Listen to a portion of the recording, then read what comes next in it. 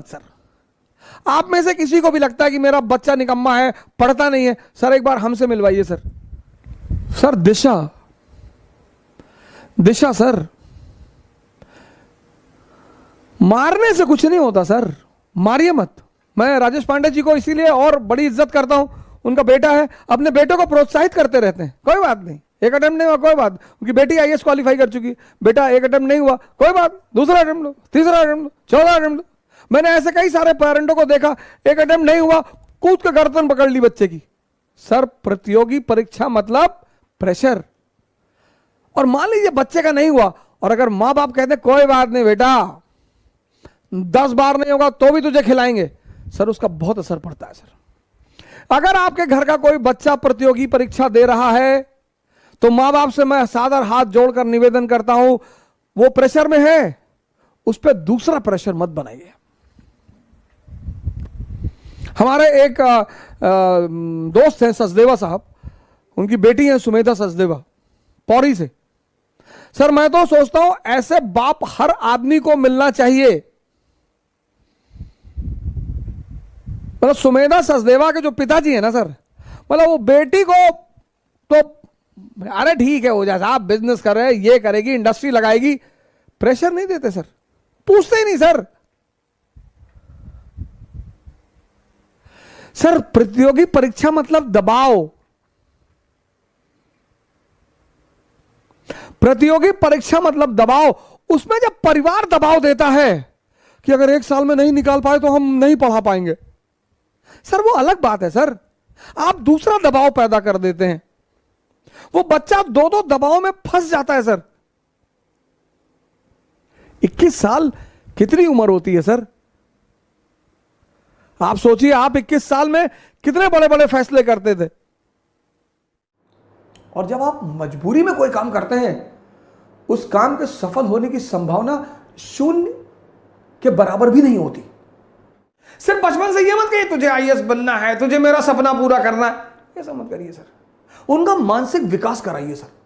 इतिहास में ऐसे ऐसे नायक हैं सर ना कि बस सजदा करने को मन करता है। आप इतिहास पढ़ो, आप इतिहास सब्जेक्ट अगर आपका नहीं रहा है ना, तो आप नेहरू जी ने एक किताब लिखी है, भारत एक खोज, पढ़ो sir. Glimpses of world history पढ़ो, 2 किताब उनकी पढ़ो sir. Glimpses of world history कोई किताब नहीं है सर। जब वो जेल में थे तो अपनी बेटी को लेटर लिखते थे, तो उस लेटर में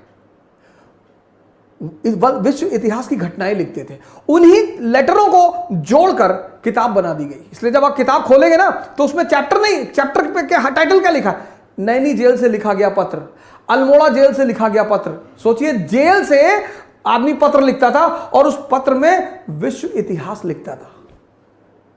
हमारे बहुत सारे माँ बाप अपने बच्चों को डेली सारी कथा बता देते कि आज बड़ा चाचा तुम्हारे मकान में हिस्सा मांग रहे थे, हाँ कह रहे थे कि आधा हिस्सा हमारा है, भैया बड़ा परेशान। अच्छा भैया तुम, लेकिन भैया आराम से पढ़ना भैया, तुम ये सब मत सोचना भैया कि बड़े चाचा तुम्हारे हिस्सा मांग रहे थे, भैया ये मत सोचना।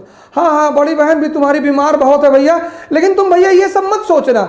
ये करते हैं माँ बाप। जब सब बता ही दे रहे हो, इसलिए पहले लोग आश्रम में जाते थे,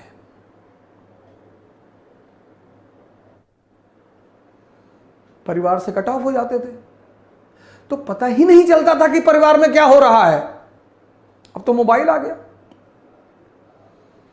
युवाओं का सबसे बड़ा मित्र मोबाइल और युवाओं का सबसे बड़ा शत्रु मोबाइल। इस देश में एक और खराबी है, बहुत बड़ी पागलपन। अगर गांव में एक लड़का इलाहाबाद चला गया तो पूरा गांव जाएगा। हम 12th पास किए तो मेरी माता जी ने कहा कि पीएमटी की कोचिंग कर लो। हम कहा पीएमटी, हर इतनी मुश्किल से पास हुए, इंटर कर रहे हो, पीएमटी कोचिंग कर लो। कहीं नहीं डॉक्टर बनना है।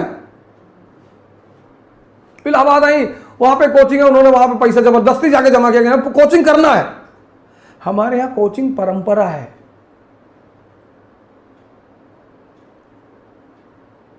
माँ बाप सोचते हैं कोचिंग चला जाएगा, कम से कम शहर छोड़ेगा, बवाल टलेगा, घर में रहेगा, सुबह 6 बजे बुलेट निकाल लेगा, उस पर आगे लिखा लेगा महाकाल।